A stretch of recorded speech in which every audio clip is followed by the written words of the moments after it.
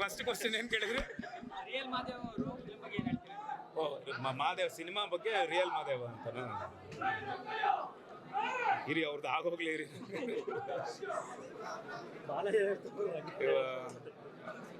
ನಮಗೆ ಈ ಸಿನಿಮಾ ಒಂದು ಸತತವಾಗಿ ಒಂದು 3 ವರ್ಷದ ಪ್ರಯತ್ನ.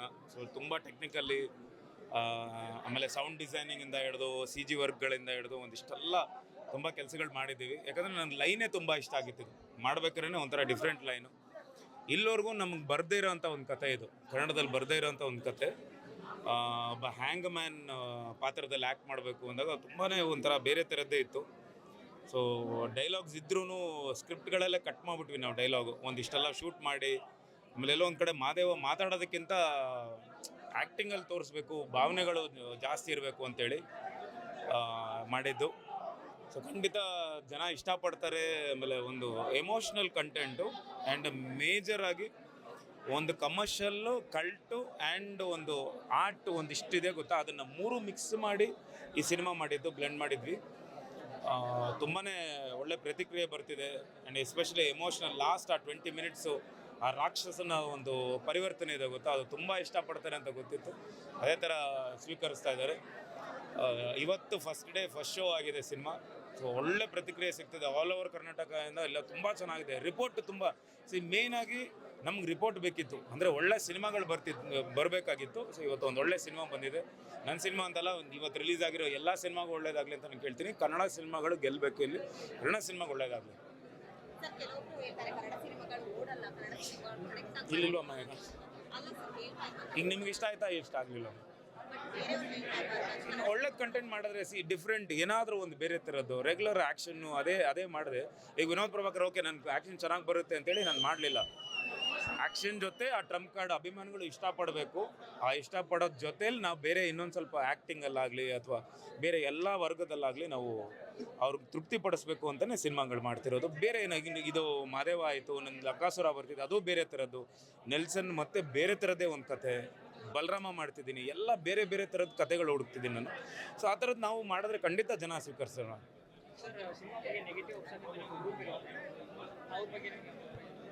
ಸರ್ ಕನ್ನಡ ಸಿನಿಮಾ ಸರ್, ನಮ್ಮ ಮನೆ ಬಗ್ಗೆ ನಾವೇ ಕೆಟ್ಟದಾಗ ಮಾತಾಡಬಾರ್ದು ಸರ್, ಅದೊಂದೇ ಸರ್. ನಮ್ಮ ಅಪ್ಪ ಅಮ್ಮ ಬಗ್ಗೆ, ನಮ್ಮ ಅಣ್ಣ ತಮ್ಮದ್ರ ಬಗ್ಗೆ, ನಮ್ಮ ಕುಟುಂಬದ ಬಗ್ಗೆ ನಾವೇ ಕೆಟ್ಟದಾಗ ಮಾತಾಡಿದ್ರೆ ಇನ್ನೊಬ್ಬ ನೋಡಿ ನಗ್ತಾನೆ. ಅದಕ್ಕೆ ಹೊರಗಡೆ ಇರೋರೆಲ್ಲ ಬಂದು ಇಲ್ಲಿ ಆಳ್ತಿರೋದು.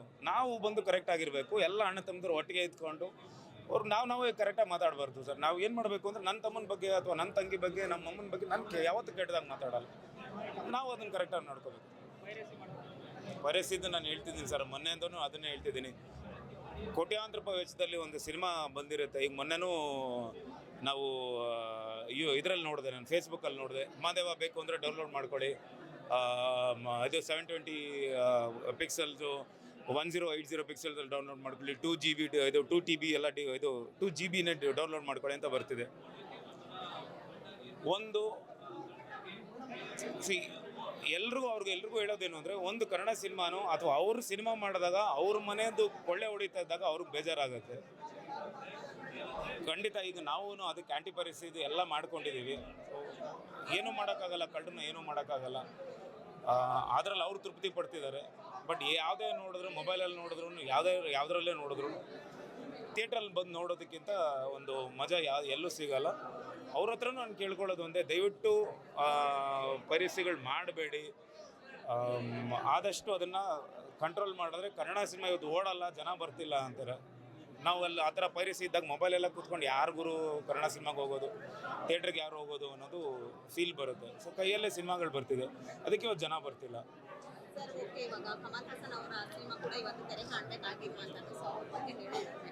ನಾನು ಲಾಸ್ಟ್ ಟೈಮೇ ಮಾತಾಡಿದ್ದೀನಮ್ಮ, ಕನ್ನಡದ ಬಗ್ಗೆ ಆಗಲಿ ಕರ್ನಾಟಕದ ಬಗ್ಗೆ ಆಗಲಿ ಯಾರು ಬಂದು ಇಲ್ಲಿ ಮಾತಾಡಬಾರ್ದು. ಸೊ ಇಲ್ಲೇ ಇದ್ದಾರೆ ನಮ್ಮ ವಿನೋದ್ ಗೌಡರು, ಕನ್ನಡ ಪರ ಸಂಘಟನೆ ಹೋರಾಟಗಾರರು. ಅವ್ರಿಗೆ ಇವತ್ತಲ್ಲ, ನಾನು ಎಷ್ಟು ವರ್ಷದಿಂದ ಗೊತ್ತು ವಿನೋ ನಿಮಗೆ? 7 ವರ್ಷದಿಂದ ಅವ್ರು ನನಗೆ ಇಷ್ಟಪಟ್ಟಿದ್ದೆ. ಅವ್ರು ಬಂದಾಗ ನನಗೆ ಗೊತ್ತಿರಲಿಲ್ಲ. ನಾವು ಫಸ್ಟು ಯಾವುದೋ ಒಂದು ನಮ್ಮ ಹತ್ತಿಬೆಳೆಯಲ್ಲಿ ನಮ್ಮ ಹೆಬ್ಬಾಗ್ಲಿದೆ, ಅಲ್ಲಿ ನಾನು ಬರ್ತಾ ನೋಡಿದೆ ನಮ್ಮ ಕರ್ನಾಟಕದ ಬಾವುಟ ಇರಲಿಲ್ಲ ಅಲ್ಲಿ. ಇಮ್ಮಿಡಿಯೇಟಾಗಿ ನಾನು ಯಾರಿಗೋ ಹೇಳ್ತಿದ್ದೀನಿ, ಡಿಸ್ಕಸ್ ಮಾಡ್ತಿದ್ದೆ, ಏನು ಹಿಂಗೆ ಮಾಡ್ತಿದ್ದೀರಾ, ಬೇರೆಯವ್ರು ಏನು ಅನ್ಕೊತಾರೆ, ಒಳಗಡೆ ಬಂದಾಗ ನಾನು ಅವತ್ತಿಂದ ಅದನ್ನೇ ಮಾತಾಡ್ತಿದ್ದೆ. ಅವತ್ತಿಂದ ಇವತ್ತಿನವರೆಗೂ ನಾನು ಫೇಸ್ಬುಕ್ಕಲ್ಲಾಗಲಿ ಅಥವಾ ನಮ್ಮ ಇನ್ಸ್ಟಾಗ್ರಾಮಲ್ಲಾಗಲಿ ಇವತ್ತಿಗೂ ಮೆಸೇಜ್ ಆಗಲಿ ನಾನು ಯಾರ ಹತ್ರ ಮಾತಾಡೋರು ಕನ್ನಡ ಪದಗಳಲ್ಲಿ ಕನ್ನಡದಲ್ಲೇ ಟೈಪ್ ಮಾಡ್ತೀವಿ. ನಾವು ಬೆಳೆಸ್ಕೋಬೇಕು ಅದನ್ನು. ಸೊ ಅವರೇನೋ ಮಾತಾಡಿದ್ದಾರೆ, ಅವ್ರು ಅಷ್ಟೇ ತಿಳ್ಕೊಂಡಿದ್ದಾರೆ, ನಮಗೆ ಗೊತ್ತಿದೆ ಏನು ಅನ್ನೋದು.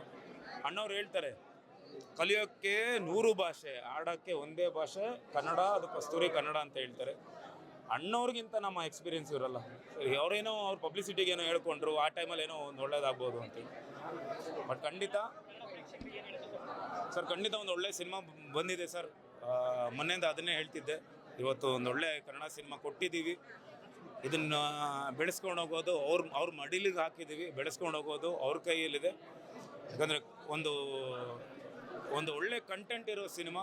ಸೊ ದಯವಿಟ್ಟು ಬಂದು ಚಿತ್ರಮಂದಿರಗಳಲ್ಲಿ ಈ ಸಿನಿಮಾ ನೋಡಿ ನಿಮ್ಮ ಫ್ಯಾಮಿಲಿನ ಕರ್ಕೊಂಡ್ಬನ್ನಿ.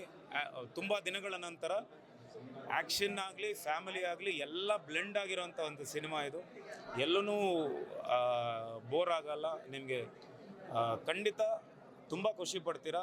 ಈ ಸಿನಿಮಾ ನೋಡಿ ಹೊರಗಡೆ ಬಂದಾಗ ಎಲ್ಲೋ ಒಂದು ಕಡೆ ಒಂದು ಹೆವಿ ಹಾರ್ಟ್ ಇರುತ್ತೆ, ನಿಮ್ಗೆ ಒಂಥರ ಒಂದು ಫೀಲ್ ಇರುತ್ತೆ. ಆ ಫೀಲಲ್ಲಿ ಹೊರಗಡೆ ಬರ್ತೀರಾ ಅಂತ ಕೇಳಿ. ಖಂಡಿತಮ್ಮ, ಇಲ್ಲ ನಾನು ಯಾವಾಗಲೂ ಮಾತಾಡ್ತಿರ್ತೀನಿ. ಖಂಡಿತ ಸಿನಿಮಾ ತೋರಿಸ್ತೀನಿ. ಅವರು ಡೆವಿಲ್ ಇದರಲ್ಲಿ ಶೂಟಿಂಗಲ್ಲಿ ಇದ್ದಾರೆ, ಖಂಡಿತ ತೋರಿಸ್ತೀನಿ ಸಿನಿಮಾ. ಮಾತಾಡ್ತಿದ್ದೀವಮ್ಮ, ನಾನು ಹೇಳ್ಕೊಳ್ಳಲ್ಲ, ರೆಸ್ಪಾಂಡ್ ಮಾಡ್ತಿದ್ದೀವಿ. ಅದೇ ಥರ ಇದ್ದಾರೆ. ನಾನು ಅವತ್ತಿಂದ ಇವತ್ತಿನವರೆಗೂ ಅವ್ರ ಮೇಲೆ ಅಷ್ಟೇ ಪ್ರೀತಿ ಇದೆ. ನಾನು ಎಲ್ಲೋ ಫಂಕ್ಷನಲ್ಲಿ ಹೇಳಿದ್ದೀನಿ, ಅದೇ ಪ್ರೀತಿ ಇದೆ, ಅದೇ ಗೌರವ ಇದೆ. ನೀವು ಇನ್ನೂ ಆ ಟೈಮಲ್ಲಿ ಹುಟ್ಟಿರಲಿಲ್ಲ ಅನಿಸುತ್ತೆ. ಯಾಕಂದರೆ 2002ರಿಂದ ನಾನು ಅವರ ಫ್ರೆಂಡು. ನೀವು ಹುಟ್ಟಿದ್ರಾ ಅಂದರೆ 2-3 ವರ್ಷ ಮಗು ಅನಿಸುತ್ತೆ ನೀವು. ಸೊ ಹಾಗಾಗಿ ನನಗೆ ಅವತ್ತಿಂದ ಇವತ್ತಿನವರೆಗೂ ಅದೇ ಗೌರವ, ಅದೇ ಪ್ರೀತಿ ಇದೆ. ಖಂಡಿತಮ್ಮ. ಅಂದರೆ ಒಬ್ಬ ಒಳ್ಳೆ ಫ್ರೆಂಡು ನನ್ನ ಕೋಸ್ಟಾರ್ ಆದಾಗ ನಂಗೆ ಆ ಒಂದು ಬಾಂಡಿಂಗು ಆಗಲಿ ಅಥವಾ ನನಗೆ ಆ ಫ್ರೀಡಮ್ ಇತ್ತು ಅವ್ರ ಹತ್ರ. ನನಗೆ ಅಮ್ಮ ನಾನು ಹಿಂಗೆ ಇದು ನಾನು ಮಾಡ್ತೀನಿ ಅಥವಾ ನಾನು ಹೇಳೋ ಒಂದು ನಾವಿಬ್ಬರು ಡಿಸ್ಕಸ್ ಮಾಡೋ ಅಷ್ಟು ಡಿಸ್ಕಸ್ ಮಾಡೋ ಅಷ್ಟು ಫ್ರೀಡಮ್ ಇತ್ತು ನನಗೆ. ಸೊ ಹಾಗಾಗಿ ಆ ಒಂದು ರಾಬರ್ಟಿಂದನೇ ಅದು ಕ್ಯಾರಿ ಆಗಿದೆ. ಸೊ ಇಲ್ಲಿ ಬೇರೆ ಥರದ್ದು ವೇಷ ಬೇರೆ ಥರ ಬದಲಾದರೂ ಆ ಕೆಮಿಸ್ಟ್ರಿ ಚೆನ್ನಾಗಿ ವರ್ಕೌಟ್ ಆಗಿದೆ. ಹೌದು, ಖಂಡಿತ ಖುಷಿ ಇದೆ ಅಮ್ಮ. ಯಾವಾಗಲೂ ನಾನು ಸ್ಟೇಟಸಲ್ಲಿ ಹಾಕಿದ್ದೆ, ಕೊನೆಗೂ ಕಪ್ ನಮ್ಮದೇ ಅಂತ ಹಾಕಿದ್ದೆ. ಬಟ್ ಮಾರನೇ ದಿನವೇ ಈ ಥರ ಆಗಿದ್ದು. ಆಮೇಲೆ ಎಲ್ಲ ಕುಟುಂಬದವ್ರಿಗೂ ಎಲ್ರಿಗೂ ಭಗವಂತ ಧೈರ್ಯ ಕೊಡಲಿ ಅಂತ ನಾನು ಕೇಳ್ಕೊತೀನಿ.